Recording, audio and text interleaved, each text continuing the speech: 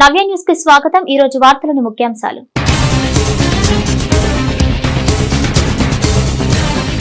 తెల్లవారుజామున సూర్యుడితో పోటీ పడతాడు। సూర్యుడి కంటే ముందే తన జాబ్ రోల్ ని పూర్తి చేస్తాడు।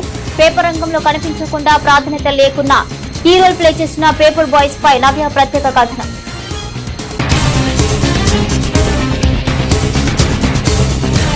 తుఫాన్ ప్రభావంతో సముద్ర తీరంలో ఎగిసిపడుతున్న రాకాసి అలలు। సముద్ర తీరాన్ని సందర్శించిన చీరాల ఆర్డీఓ చంద్రశేఖర్ నాయుడు మత్స్యకారులకు పలు సూచనలు।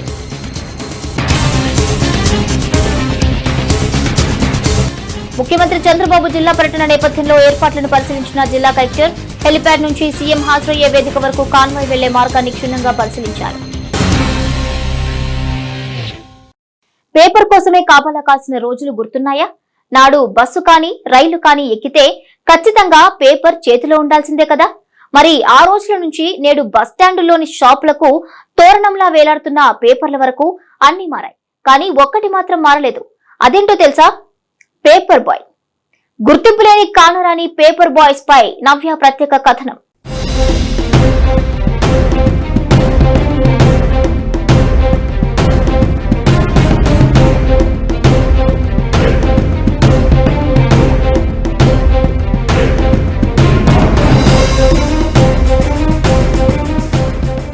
తెల్లవారుజామునే సూర్యుడితో పోటీ పడతాడు, ఎందుకంటే అతని కంటే ముందే తన జాబ్ రోల్ కి వచ్చేస్తాడు।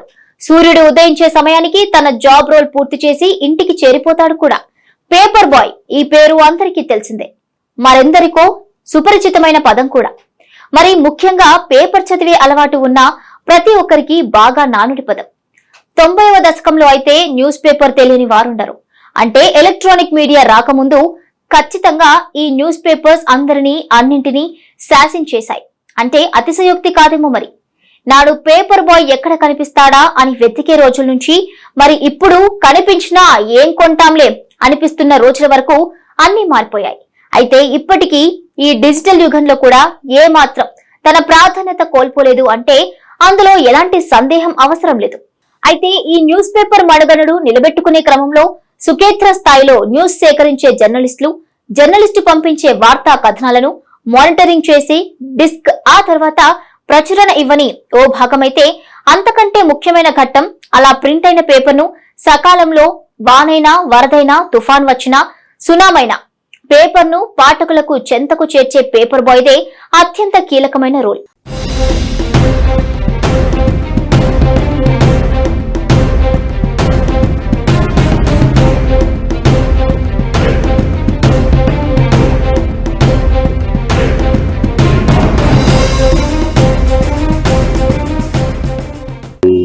చీరాల నా పేరు శ్రీమన్నారాయణమూర్తి। నేను పేపర్ ఏజెన్సీ తీసుకొని 18 సంవత్సరాలు అయింది।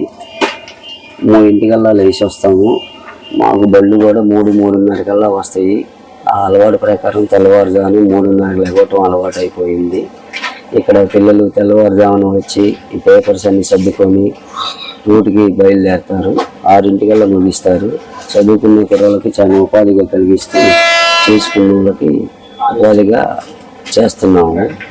దీనివలన వర్షం వచ్చినా వంగి వచ్చినా ఏది వచ్చినా కానీ మాకు తప్పదు।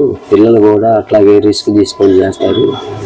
కొంతమంది కస్టమర్లు ఉన్నారు కానీ తలుపులు లేరు, తీగిపోయిన వర్షంలో పడేసేవి అది వాళ్ళు ఆలోచించుకోరు।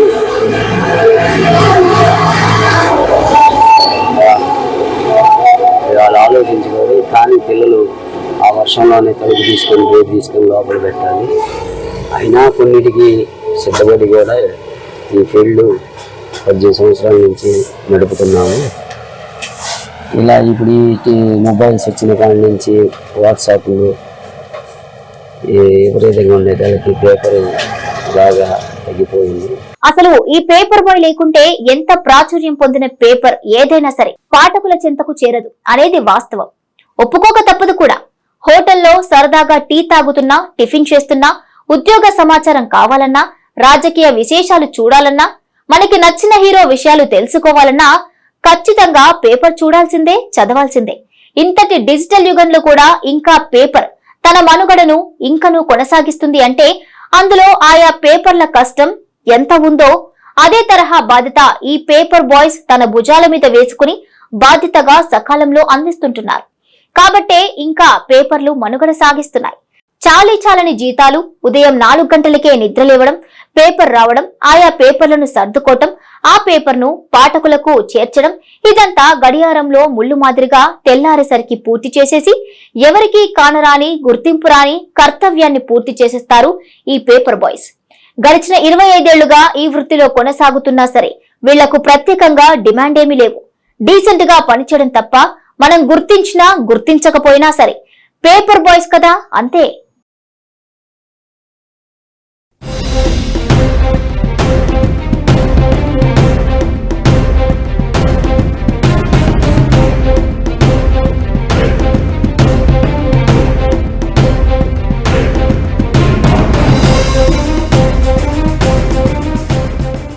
అందరూ కలిపి మొత్తం కలిపి దాదాపు ఇప్పటి వరకు దాదాపు టౌన్ మొత్తం కలిపి 8,000 పేపర్ల దాకా చేస్తారు.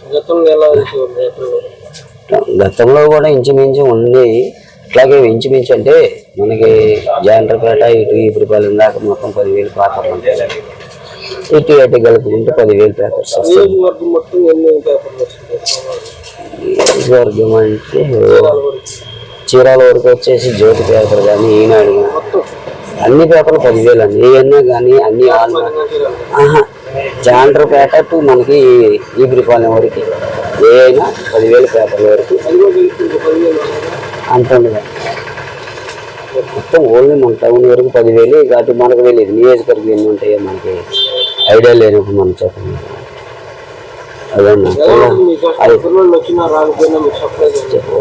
వచ్చినా రాకపోయినా అంటే ఇక మనకు తప్పదు. పిల్లలకి ఒక్కోసారి ప్రాబ్లమ్స్ అంటే వస్తుంటాయి. వాళ్ళని కూడా మనం ఇది చేసుకోవాలి కదా. వాళ్ళని బట్టి కూడా మనం నడవాలి. వాళ్ళు ఉంటేనే ఈరోజు ఈ ఫీల్డ్ చేయగలుగుతున్నాం. లేదంటే అసలుకి ఈ ఫీల్డ్ కొన్నాళ్ళకి ఉంటుందో ఉండదో కూడా తెలియదు. అట్లా ఉంది పరిస్థితి. ఎందుకంటే ఇప్పుడు చదువుకునే పిల్లలు అనేది అంతా ర్యాంకుల కోసం చూసుకుంటున్నారు. వాళ్ళు ఏ పిల్లలు ఇంతకుముందు హాస్టల్స్ ఉన్నాయి, హాస్టల్ పిల్లలు కూడా ఎవరు రావట్లేదు. ఈరోజు ఎవరినైనా సరే బతుకులాడుకొని పిల్లలు తెచ్చుకోవాల్సిన పరిస్థితి వచ్చింది. ఒకప్పుడు ఏంటంటే మేము వస్తామని వచ్చేవాళ్ళు. ఆ రోజుల్లో ఏంటంటే ఏదో సాగర ఖర్చులు వచ్చాయని అనుకునేవాళ్ళు. ఈరోజు ఏంటంటే బయట పనులకు అలవాటు పడిపోయి ఈ పనులకు రావాలంటే చాలా ఇబ్బందికరంగా ఉంటుంది. ఏదైనా కానీ మేము పిల్లల్ని పెట్టుకుని అట్లా కూడా నడుపుకుంటున్నాం. ఇప్పుడు పరిస్థితి అయితే అది. ఇంకా ముందు ఫ్యూచర్ ఎట్లా ఉంటుంది అది తెలియదు.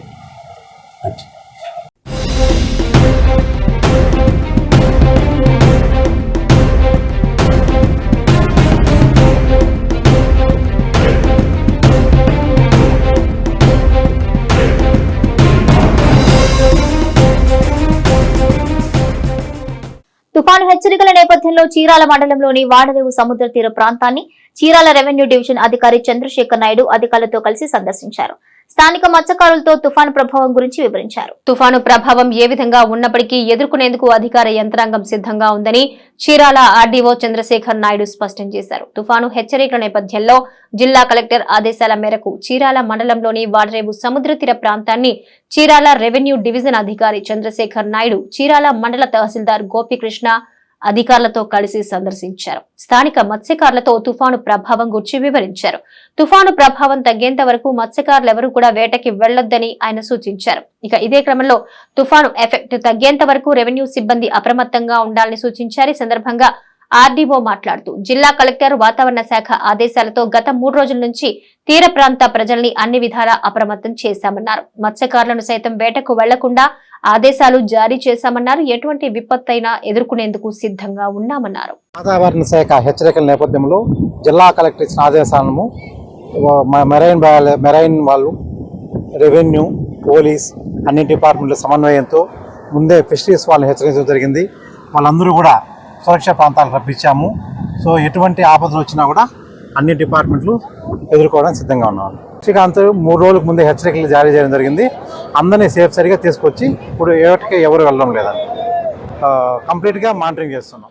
ముఖ్యమంత్రి చంద్రబాబు జిల్లా పర్యటన నేపథ్యంలో పోలీసు కవాతు మైదానంలో ఏర్పాటు చేసిన హెలిప్యాడ్ ప్రాంతాన్ని జిల్లా కలెక్టర్ వెంకటమురళి, జిల్లా సంయుక్త కలెక్టర్ ప్రఖర్ జైన్, జిల్లా అదనపు ఎస్పీ విఠలేశ్వర్ కలిసి పరిశీలించారు.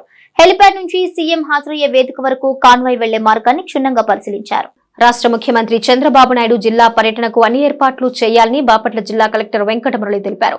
ముఖ్యమంత్రి జిల్లా పర్యటన నేపథ్యంలో పోలీసు కవాతు మైదానంలో ఏర్పాటు చేసిన హెలీప్యాడ్ ప్రాంతాన్ని జిల్లా కలెక్టర్ వెంకటమురళి, జిల్లా సంయుక్త కలెక్టర్ ప్రఖర్ జైన్, జిల్లా అదనపు ఎస్పీ విఠలేశ్వర్ కలిసి పరిశీలించారు. హెలీప్యాడ్ నుంచి సీఎం హాజరయ్యే వేదిక వరకు కాన్వాయ్ వెళ్లే మార్గాన్ని పరిశీలించారు. ఉన్నత పాఠశాల సమీపంలోని సమీకృత గిరిజన సంక్షేమ బాలికల వసతి గృహాన్ని పరిశీలించారు. ముఖ్యమంత్రి పర్యటనలో భాగంగా మార్గంలో ఉన్న వసతి గృహాన్ని పరిశీలించే అవకాశం ఉందని అధికారులకు తెలిపారు. విద్యార్థుల వసతి సౌకర్యాలపై వివరాలు అడిగి తెలుసుకున్నారు. వంటగది, మరుగుదొడ్లు తదితరమైనవన్నీ ఆయన పరిశీలించారు. వసతి గృహాన్ని పరిశుభ్రంగా ఉంచాలని ఆదేశించారు. విద్యార్థులు ఉండే ప్రతి గదిలో ఫ్యాన్లు, లైట్లు తప్పనిసరిగా ఉండేలా అధికారులు చర్యలు తీసుకోవాలన్నారు. వసతి గృహ ప్రాంగణాన్ని పరిశుభ్రంగా ఉంచాలన్నారు. తదుపరి మున్సిపల్ ఉన్నత పాఠశాలను సందర్శించారు. Mega parents and teachers meeting కొరకు ప్రాంగణాన్ని సిద్ధం చేయాలన్నారు. పాఠశాలలో తరగతి గదులు, వంటగది, మరుగుదొడ్లను పరిశీలించారు. అనంతరం అధికారులతో పాఠశాలలోని సమీక్ష నిర్వహించారు. సమావేశంలో జిల్లా సంయుక్త కలెక్టర్ ప్రఖర్ జైన్, జిల్లా అదనపు ఎస్పీ విఠలేశ్వర్, జిల్లా రెవెన్యూ అధికారి జి గంగాధర్ గౌడ్, డిఈఓ పురుషోత్తం, అన్ని శాఖల జిల్లా అధికారులు తదితరులు పాల్గొన్నారు. చెప్తారు కదా, అవి బాగున్నాయి, నేను చూశాను. మీరు ఇంకన్నీ ప్రిపరేషన్ చేసేసుకోండి. హెల్ప్ తీసుకుందాం నేటివ్ ఇక్కడ ఉన్న వాళ్ళని, డిఈఓని కానీ లేకపోతే ఇంకెవరైనా లోకల్ పర్సన్ హెల్ప్ తీసుకొని మనం దాంట్లో ఇప్పుడు ఎంతమంది అయ్యారు, మీకు ఎంతమంది కావాలి? 3, 4. రఘునాథ్, ఇప్పుడు మనము వాళ్ళని రెమెసెస్ కూడా వెరీ కాంపాక్ట్ నేషన్లో ఉండి, రఘునాథ్ ఐడియా ఏంటంటే డిజిటల్ ఫోటోగ్రాఫ్ లాగా వస్తుంది. అండ్ పాస్ ఏదైతే పాస్ ఇస్తున్నామో డిజిటల్ ఫోటోగ్రాఫ్ లాగా వచ్చి, కుదిరితే ఆధార్ నెంబర్ కూడా ఏమైనా దాని మీద బాటంలో అలా వచ్చేసి that should be there identity card లేదా పాస్ వాళ్ళకి ఎంట్రీ పాస్ లాగా. అట్లా ఇన్విటేషన్ ఇస్ డిఫరెంట్. చరిత్రలో నేటి ముఖ్యమైన ఘటనలను ఓసారి చూద్దాం.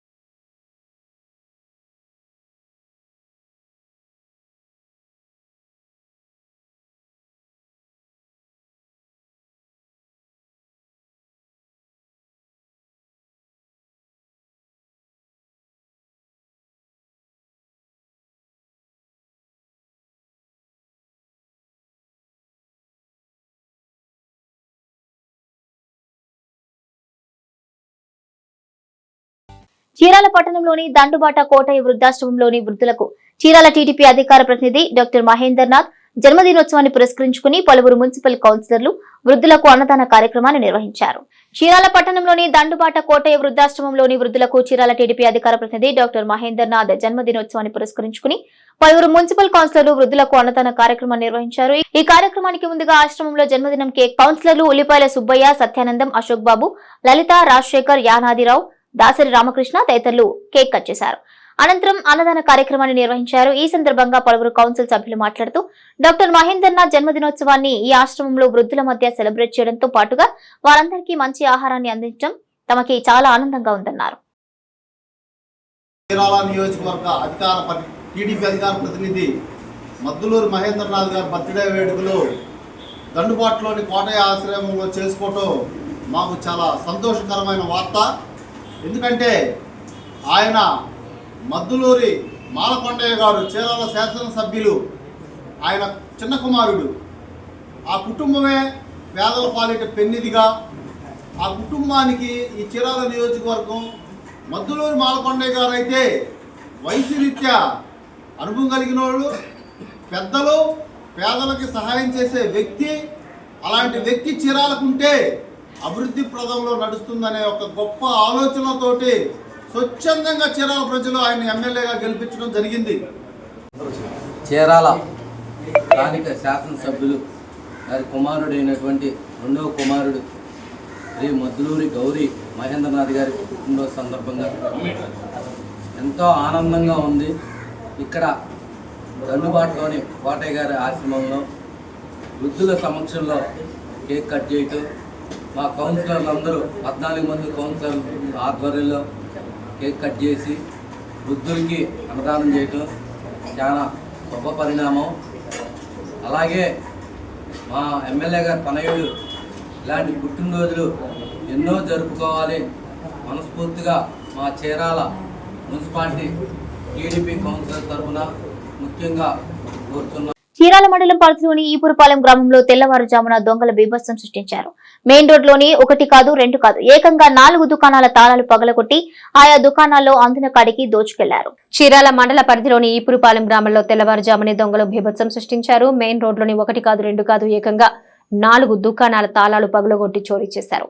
గ్రామంలోని మెయిన్ రోడ్ లో ఓ మీ సేవా కేంద్రంతో పాటు పక్కనే ఉన్న మరో 3 దుకాణాల తాళాలు పగలగొట్టి అందిన కాడికి దోచుకుని పారయ్యారు. అయితే చోరుడు మీ సేవా కేంద్రం తాళాలు పగలగొట్టి నగదు అపహరిస్తూ చోరీకి పాల్పడిన దృశ్యాలు మీ సేవా కేంద్రంలోని సీసీ కెమెరాలో స్పష్టంగా రికార్డ్ అయ్యాయి. కాగా తెల్లవారుజామునే వరుసగా దుకాణాలు తాళాలు పగలగొట్టి ఉండడంతో గమనించిన స్థానికులు దుకాణ యజమానులకు పోలీసులకు సమాచారం అందించారు. సమాచారం అందుకున్న ఈపురపాలెం పోలీసులు ఘటనా స్థలానికి చేరుకుని విచారణ చేపట్టారు. స్థానికంగా సీసీ కెమెరాలో రికార్డ్ అయిన సీసీ ఫుటేజీ ఆధారంగా దర్యాప్తు చేపట్టారు.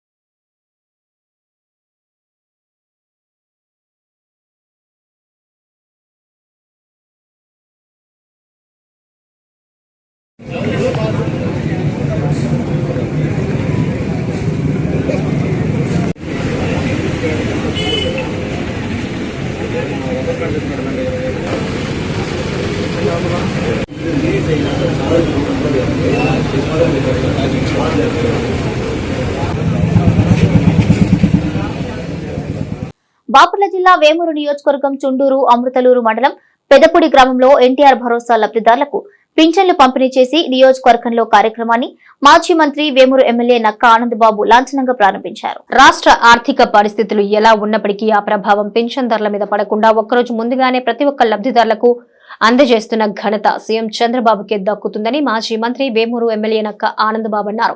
బాపట్ల జిల్లా వేమూరు నియోజకవర్గం చుండూరు అమృతలూరు మండలం పెదపూడి గ్రామంలో ఎన్టీఆర్ భరోసా లబ్ధిదారులకు పింఛన్లు పంపిణీ చేసి నియోజకవర్గంలో కార్యక్రమాన్ని మాజీ మంత్రి వేమూరు ఎమ్మెల్యే నక్క ఆనందబాబు లాంఛనంగా ప్రారంభించారు. ఈ సందర్భంగా తెల్లవారుజాము నుంచి ఎమ్మెల్యే నక్క ఆనందబాబు స్వయంగా లబ్ధిదారుల ఇంటికి వెళ్లి పింఛన్ నగదు అందజేశారు. చంద్రబాబు నాయుడు గారి నేతృత్వంలో కూటమి ప్రభుత్వం అధికారంలోకి వచ్చిన తర్వాత 6వ నెల పెన్షన్ల కార్యక్రమం ఈరోజు 1వ తారీఖు ఒక రోజు ముందుగానే ఈరోజు పంపిణీ చేస్తా ఉన్నాం. పెంచిన పెన్షన్లు 4,000 రూపాయలు వృద్ధాప్య వితంతు పెన్షన్లు, 6,000 రూపాయలు వారు చాలా సంతోషం వ్యక్తం ఉన్నారు. పెంచిన మాట ప్రకారం మేము అధికారంలోకి వచ్చిన జూలై నెల 1వ తేదీనే ఎరియర్స్తో కలిపి ఏప్రిల్, మే, జూన్ నెలలు కలిపి 7,000 రూపాయలు పెన్షన్ ఇచ్చాము. ఈరోజు ఎంత భారమైన ఆర్థిక పరిస్థితులు అస్తవ్యస్తంగా ఉన్న ఈ రాష్ట్రం అంతా కూడా జగన్మోహన్ రెడ్డి హయాంలో దోపిడీకి గురయ్యి అనేక ఇబ్బందులు ఎదుర్కొంటూ కూడా ఇచ్చిన మాట ప్రకారం సూపర్ 6లో హామీగా ఉన్నటువంటి పెన్షన్ల కార్యక్రమాన్ని మొట్టమొదటిగా చేపట్టి దిగ్విజయంగా ముందుకు తీసుకెళ్తున్నటువంటి ప్రభుత్వం చంద్రబాబు నాయుడు గారి కూటమి ప్రభుత్వం. ఈరోజు పేదవాళ్ళ కోసం ఈ పెన్షన్ స్కీమ్ తీసుకొచ్చిందే ఎన్టీ రామారావు గారు, తెలుగుదేశం పార్టీ ఆవిర్భావం తర్వాత. ఆ పెన్షన్ అంచెలంచెలుగా ఎదిగి ఆ రోజు 30 రూపాయలతో పెన్షన్ అయినటువంటి మొదలైన పెన్షన్ ఇవాళ 4,000 రూపాయలకి చేరిందంటే అది చంద్రబాబు నాయుడు గారి చొరవ. చంద్రబాబు నాయుడు గారికి వృద్ధులు, వితంతువులు, పేద వర్గాల మీద ఉన్నటువంటి కమిట్మెంట్, చిత్తశుద్ధికి నిదర్శనం ఈ పెన్షన్లో ఉంటుంది. నేటి తిరుమల తిరుపతి సమాచారాన్ని ఓసారి పరిశీలిద్దాం. తిరుపతి దేవస్థానం పాలక మండలి స్థానికులకు గుడ్ న్యూస్ తెలిపింది. టీటీడీ బోర్డు ఈ నెల 18న తీసుకున్న నిర్ణయం మేరకు ఇకపై ప్రతి నెల మొదటి మంగళవారం డిసెంబర్ 3న స్థానికులకు శ్రీవారి దర్శనం కల్పించాలని నిర్ణయించింది. ఇందులో భాగంగా డిసెంబర్ 1న తిరుపతి మహతి ఆడిటోరియంలో, తిరుమలలోని బాలాజీ నగర్లోని కమ్యూనిటీ హాల్ ఉదయం 5 గంటలకు టోకెన్లు జారీ చేయనున్నట్లుగా ప్రకటించింది. తిరుపతి అర్బన్, తిరుపతి రూరల్, చంద్రగిరి, రేణిగుంట మండలాలతో పాటు తిరుమలకు చెందిన స్థానికులు తమ ఆధార్ ఒరిజినల్ కార్డును చూపించి టోకెన్లు పొందవచ్చని అధికారులు తెలిపారు. నేటి వాతావరణ సమాచారం ఒకసారి చూద్దాం. ఫెయిన్జల్ తుఫాన్ ప్రభావంతో ఏపీలోని పలు జిల్లాల్లో భారీ వర్షాలు కురుస్తున్నాయి. విశాఖ, తిరుపతి, అన్నమయ్య, నెల్లూరు తదితర జిల్లాల్లో వర్షాలు పడుతున్నాయి. తిరుమలలో గోగర్భం జలాశయం 2 గేట్లు ఎత్తి నీరు దిగువకు విడుదల చేస్తున్నారు. కుమారధార, పసుపుధార, పాప వినాశనం, ఆకాశగంగా జలాశయాల్లో పూర్తి స్థాయికి నీటి మట్టం చేరింది. తిరుమలలో ఎడతెరిపి లేకుండా కురుస్తున్న వర్షాలతో 2వ ఘాట్ రోడ్లో కొండ చర్యలు విరిగిపడ్డాయని తెలిపారు. సిబ్బంది ఎప్పటికప్పుడు జేసీబీలతో బండరాలను తొలగిస్తున్నారు. వార్తలోని నేటి అంతర్జాతీయ, జాతీయ, రాష్ట్ర ముఖ్యమైన అంశాలను ఓసారి పరిశీలిద్దాం. సుమారు 3 ఏళ్లుగా రష్యా, ఉక్రెయిన్ మధ్య కొనసాగుతున్న యుద్ధం ముగిసే పరిస్థితులు కనిపిస్తున్నాయి. ముఖ్యంగా ఉక్రెయిన్ సైనికులు చాలా మంది బాబోయ్ ఈ యుద్ధం మాకొద్దు అంటూ యుద్ధభూమి నుంచి కాలికి బుద్ధి చెప్తున్నారు. ఒక పక్క కాల్పుల విరమణకు ప్రయత్నాలు సాగుతున్న క్రమంలో గట్టిగా తమ డిమాండ్లపై బేరం ఆడే స్థితిలో ఉక్రెయిన్ లేదని వారు భావిస్తున్నారు. 2022 ఫిబ్రవరిలో యుద్ధం ప్రారంభమైనప్పటి నుంచి సుమారు 2 లక్షల మంది సైనికులు సైన్యం నుంచి పారిపోయినట్లుగా అంచనా. కొంతమంది విధులకు గైర్హాజరై పరారవగా, మరికొందరు అనారోగ్య కారణాలతో సెలవులు పెట్టి తిరిగి విధుల్లోకి చేరకపోవడంతో వారి సంఖ్య బాగా తగ్గుముఖం పట్టింది. తమకు సరిపడా ఆయుధ సంపత్తి కూడా లేదని వారంటున్నారు. దీంతో భూతల దాడిలో ఆ దేశం మరింత బలహీనంగా మారుతోంది. అదానీ గ్రూప్ కు సవాళ్లు ఎదురవటం ఇదే మొదటిసారి కాదని ఆ గ్రూప్ చైర్మన్ గౌతమ్ అదానీ చెప్పారు. రాజస్థాన్లోని జైపూర్ లో శనివారం జరిగిన 51వ జెమ్ అండ్ జ్యువెలరీ అవార్డ్స్ కార్యక్రమంలో ఆయన మాట్లాడారు. Adani green energy company America చట్టాలకు అనుగుణంగా వ్యవహరించడం గురించి ఆరోపణలు వచ్చాయని తెలిపారు. ఇటువంటి సవాళ్లు ఎదురవటం తమకు ఇదే మొదటిసారి కాదన్నారు. అదానీ గ్రూప్ పై జరిగే ప్రతి దాడికి దానిని మరింత బలోపేతం చేస్తుందని, ప్రతి అడ్డంకి దాని ఎదుగుదలకు ఓ మెట్టుగా మారుతుందని అన్నారు. రేషన్ బియ్యాన్ని ఇతర దేశాలకు తరలిస్తున్న వ్యాపారులపై కఠిన చర్యలు తీసుకుంటామని ఏపీ సీఎం చంద్రబాబు హెచ్చరించారు. అనంతపురం జిల్లా నేమకల్లు గ్రామంలో శనివారం పింఛన్లను పంపిణీ చేసి గ్రామ సభలో మాట్లాడారు. పేద ప్రజలకు అందించే రేషన్ బియ్యాన్ని కొందరు వ్యాపారులు అధిక ధరకు కొనుగోలు చేసి విదేశాలకు తరలించి కోట్లు గడిస్తున్నారని అన్నారు. రేషన్ బియ్యం వ్యాపారులను వదిలిపెట్టబోమని పేర్కొన్నారు. ప్రముఖ ఎలక్ట్రిక్ 2 వీలర్స్ తయారీ సంస్థ గ్రావిటో మోటార్ భారత మార్కెట్లోకి క్వాంటా ఎలక్ట్రిక్ మోటార్ సైకిల్ ను ఆవిష్కరించింది. లిథియం మ్యాంగనీస్ ఐరన్ ఫాస్ఫేట్ బ్యాటరీతో వస్తున్న తొలి మోటార్ సైకిల్ ఇది. గ్రావిటోస్ క్వాంటా మోటార్ సైకిల్ 1.2 లక్షలు పలుకుతోంది. ఇక Bajaj, Chetak, TVS, iQube, Ola S1, Ather 450X వంటి ఈవీ మోటార్ సైకిళ్లతో Gravton Quanta EV motorcycle పోటీ పడుతోంది. ఈ మోటార్ సైకిల్లో 2.78 కిలోవాట్ల బ్యాటరీ ప్యాక్ ఉంటుంది. ఎకో మోడ్ లో 125 కిలోమీటర్లు, స్పోర్ట్స్ మోడ్ లో 85 కిలోమీటర్లు, పవర్ మోడ్ లో 100 కిలోమీటర్ల వేగంతో ప్రయాణిస్తుంది. ఈ బ్యాటరీ ప్యాక్ 90 నిమిషాల్లో పూర్తిగా ఛార్జింగ్ అవుతుంది. గరిష్టంగా గంటకు 75 కిలోమీటర్ల వేగంతో దూసుకెళ్తుంది. ఛాంపియన్స్ ట్రోఫీ 2025 నిర్వహణపై సందిగ్ధత కొనసాగుతూనే ఉంది. హైబ్రిడ్ మోడల్ విషయంలో ఐసీసీ అల్టిమేటం కు ఒకంత వెనక్కు తగ్గిన పాకిస్తాన్ క్రికెట్ బోర్డు పలు డిమాండ్లు ముందు పెట్టింది. ఓవైపు హైబ్రిడ్ పద్ధతికి ఓకే అంటూనే వచ్చే 3 ఏళ్లు భారత్ లో జరిగే ఐసీసీ టోర్నీలకు ఇదే పద్ధతి వర్తింపజేయాలని షరతులు పెట్టింది. శనివారం ఛాంపియన్స్ ట్రోఫీ నిర్వహణపై పీసీబీ చీఫ్ మొహిసిన్ నఖ్వీ స్పందిస్తూ, టోర్నీ నిర్వహణపై నేను అతిగా మాట్లాడాను. చేస్తే పరిస్థితులు ఇంకా క్లిష్టంగా మారతాయి. మేము మా ప్రతిపాదనలు ఐసీసీ ముందు ఉంచాం. భారత్ కూడా వారి సిఫార్సులు చెప్పింది. ఏ నిర్ణయం తీసుకున్నా అది అందరికీ సమానంగా ఉండాలి అన్నారు. నవ్య న్యూస్ ముగించే ముందు ముఖ్యాంశాలు మరోసారి.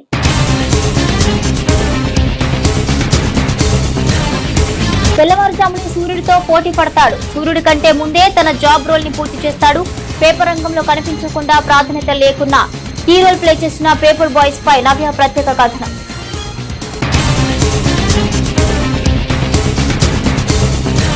తుఫాన్ ప్రభావంతో సముద్ర తీరంలో ఎగిసిపడుతున్న రాకాసి అలలు. సముద్ర తీరాన్ని సందర్శించిన చీరాల ఆర్డీఓ చంద్రశేఖర్ నాయుడు మత్స్యకారులకు పలు సూచనలు.